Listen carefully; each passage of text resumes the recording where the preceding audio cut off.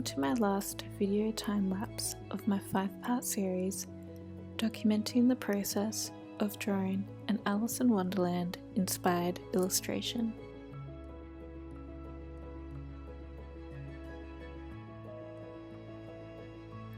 There are so many parts of this artwork I love.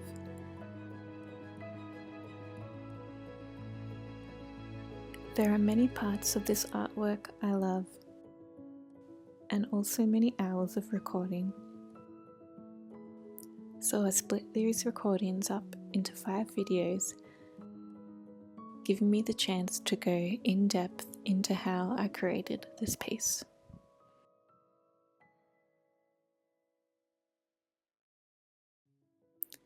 In the previous videos, we looked at researching, drafting, and creating the final artwork, picking out certain areas of the drawing to focus on. Today, I'll be focusing on drawing the Cheshire Cat, an iconic character in the Alice in Wonderland story.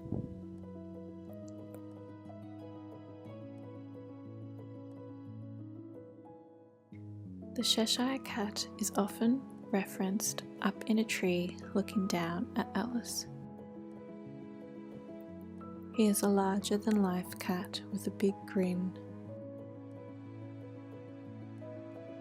For my artwork, I wanted to continue this theme of showing the Cheshire Cat in a tree. It made use of the upper space of the illustration and helps to create a border with the trees. It is also noticeable straight away as the Cheshire Cat because he is in a familiar stance.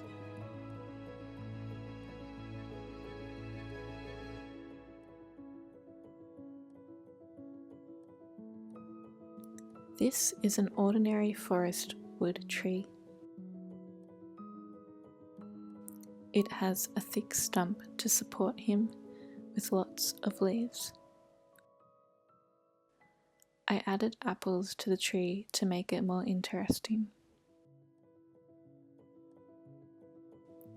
Similar to my Winnie the Pooh drawing, this tree took up a lot of time to complete, with many branches and leaf details.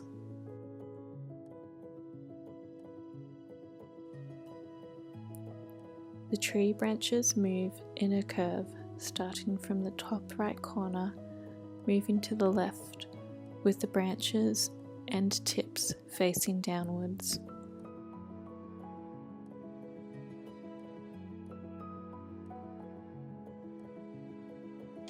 This layout helps our eye move through the artwork. Looking at the Cheshire Cat and then moving down the artwork from the left side.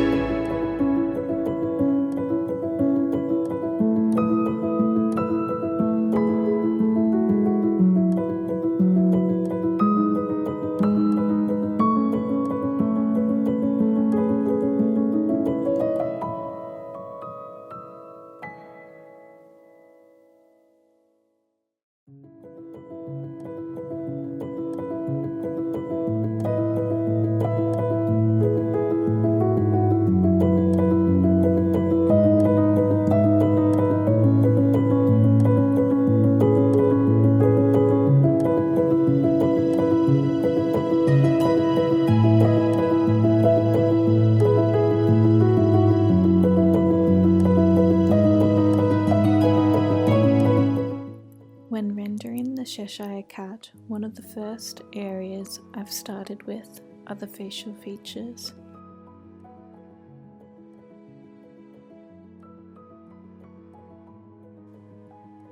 I like to start with the focal point of the character being its face.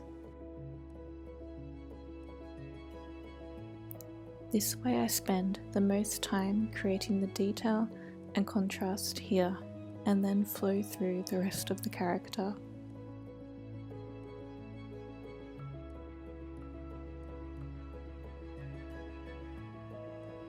The cat has a big mouth, eyes and nose with stripes all over his fur.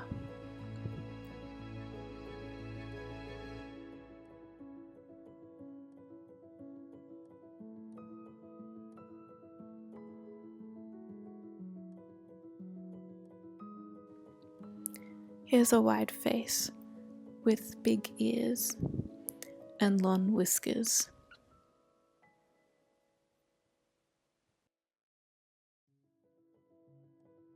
Everything appears to be big on the Cheshire Cat. He even has a long tail that falls down the page.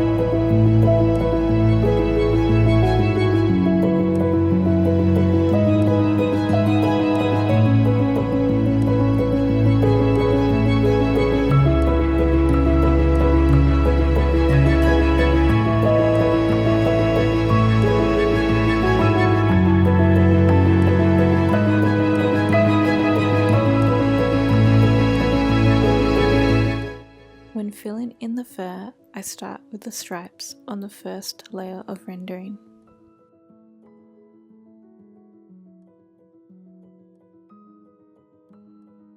To be visible as stripes, there will be a soft contrast through the cat's fur between his dark stripe markings and the rest of his lighter fur.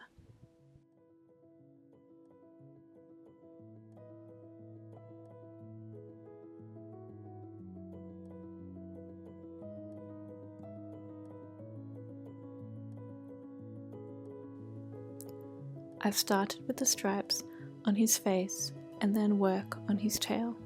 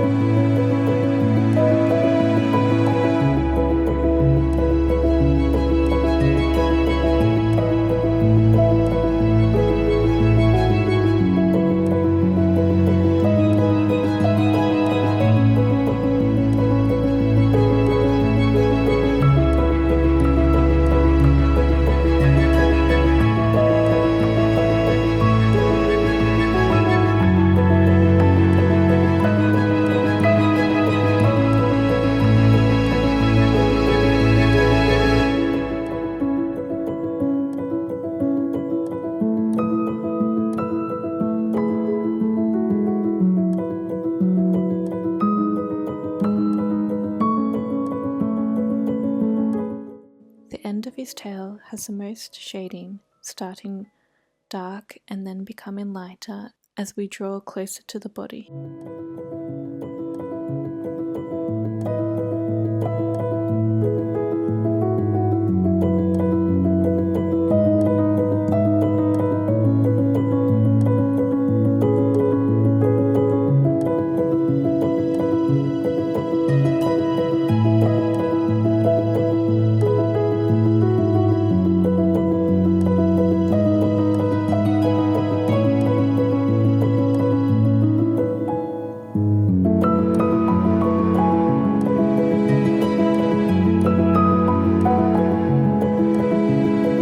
Fur markings on the tail are mostly vertical lines through the tail and then start to angle out as we move to the side edges of the tail.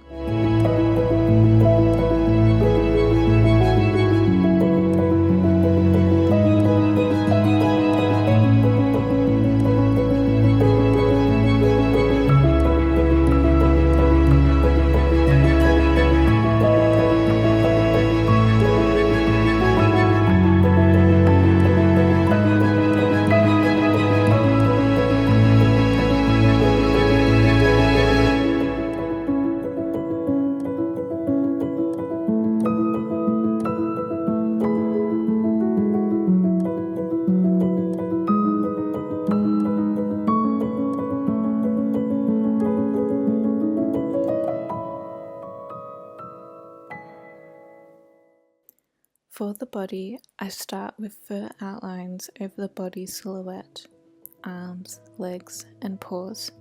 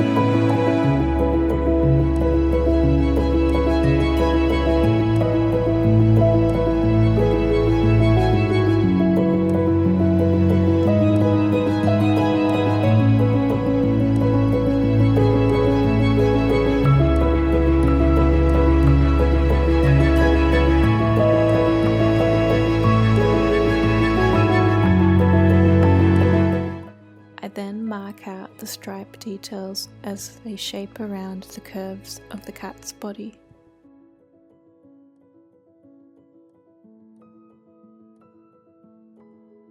These stripes help create the illusion of shape and roundness in the cat.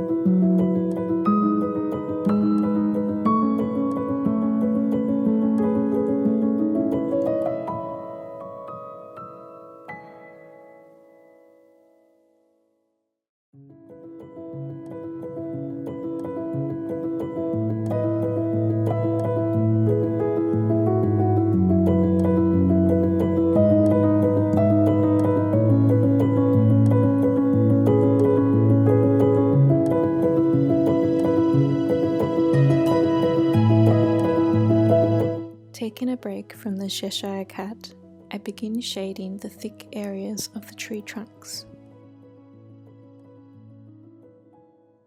creating shadows on the bottom edges of the tree as if there is light shining above.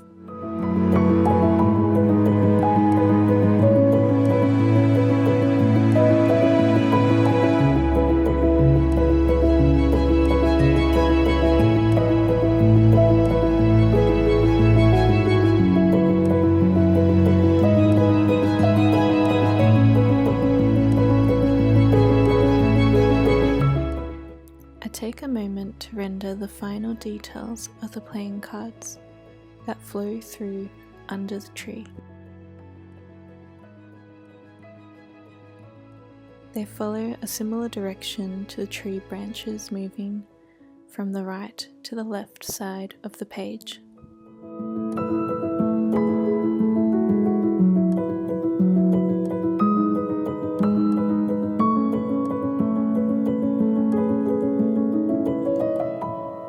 While I'm working on this area, I move to the flamingo, filling out its final details as well.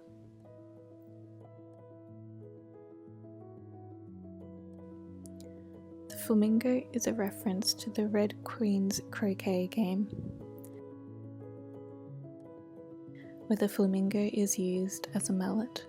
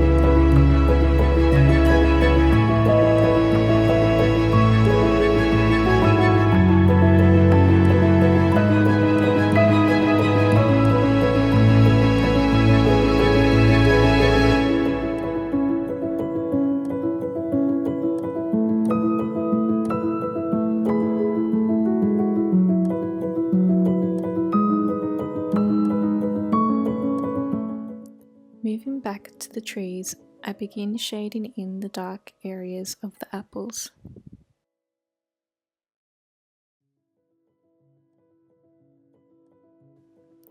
I shade every apple one after the other.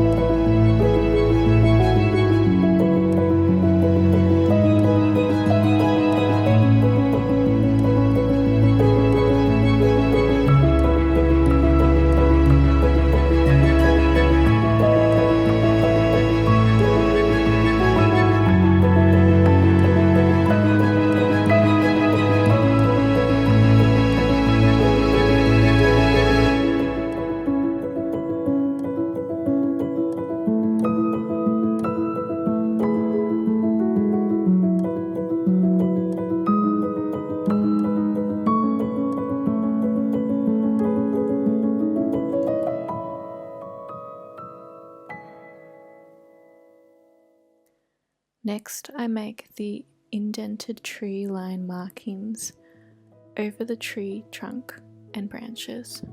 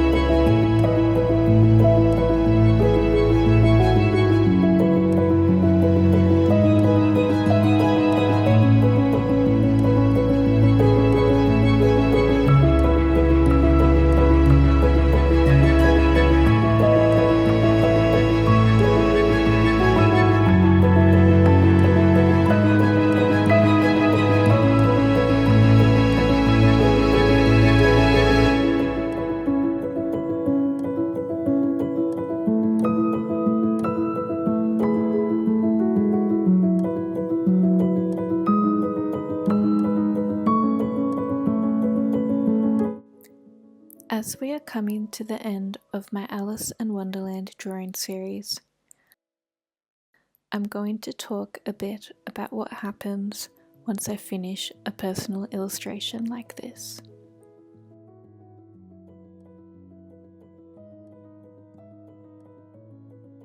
Once done, I'm left with a beautiful original artwork. And the question is, what do I do with this now?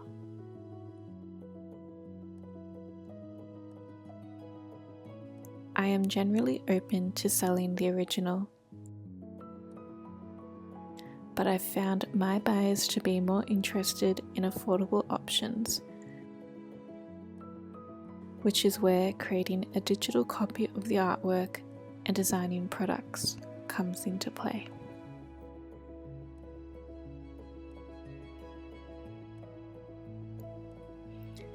I work as a graphic designer, so I have some extra handy skills when it comes to taking an art asset and designing a bunch of designs with it. I enjoy many creative outlets and like to see what I can make from the original 2D artwork.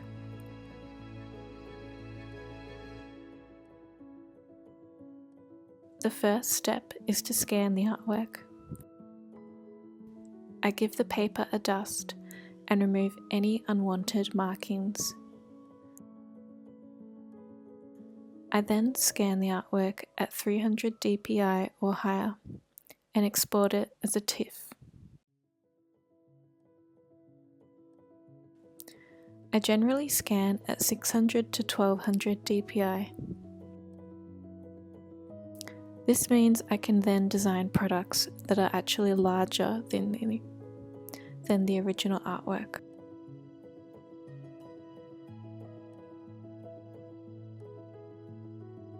For example, this artwork covers an A3 size page.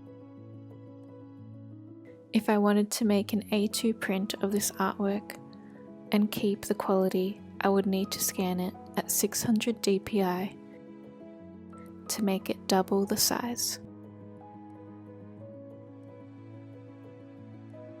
I like to scan large in case something comes up in the future where I need a larger copy of the artwork.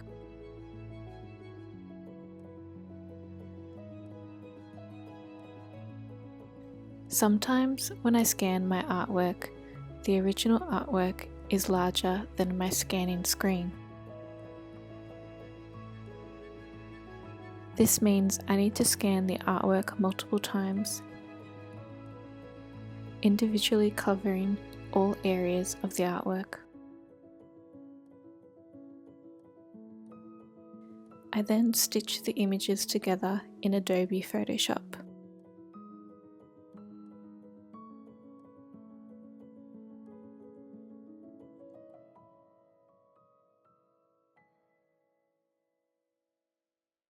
Once I have my scan ready, I will digitally remove any dust markings and edit the scan to look closer to the original artwork.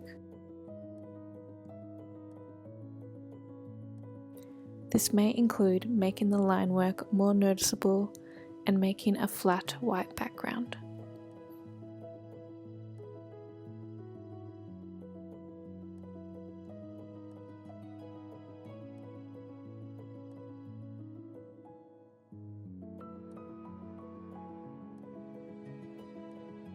Once my scan is ready to design with, I plan out the products I am to make.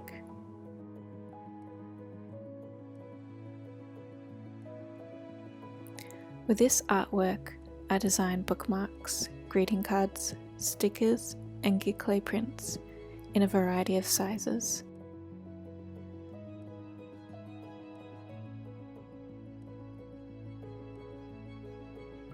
Making these products once the artwork is complete is a lengthy process in itself.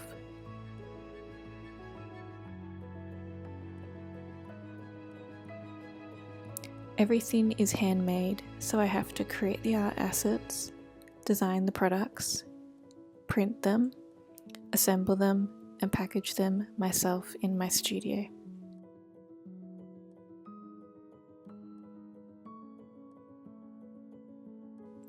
Luckily, I enjoy all this process as it's another creative outlook and means I have more variety when I go to sell my products at a market or online.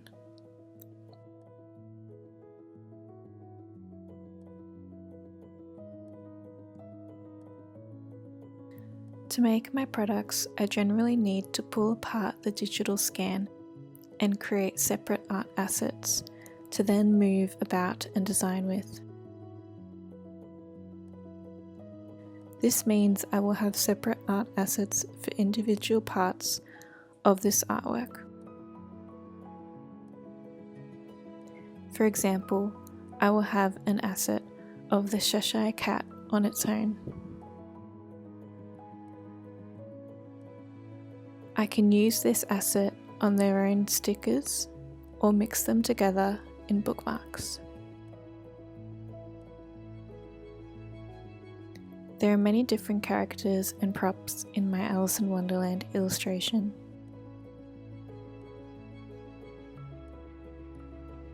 Meaning I have a variety of assets to work with and create with.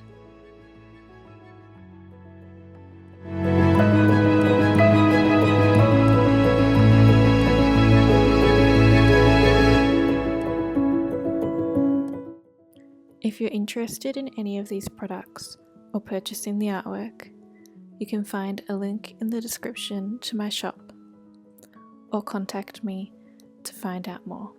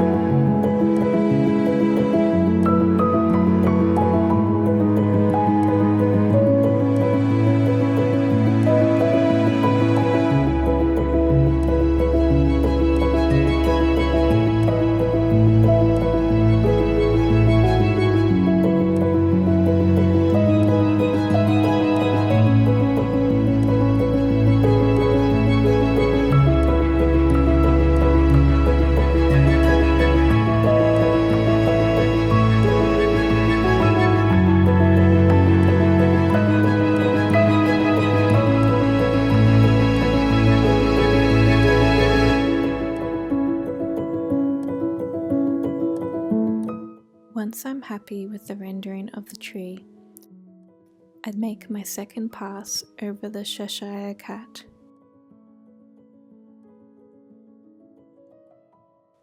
adding any finishing details and shading. I am adding a little more contrast to some faded stripes and shading over shadowed areas.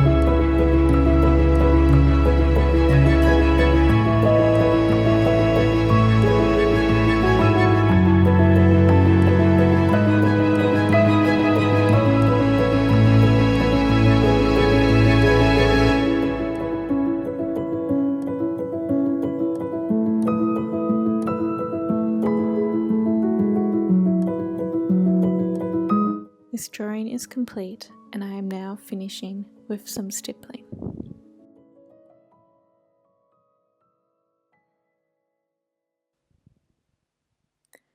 If you've gotten this far, thank you for watching my process drawing time lapse of my Alice in Wonderland inspired drawing.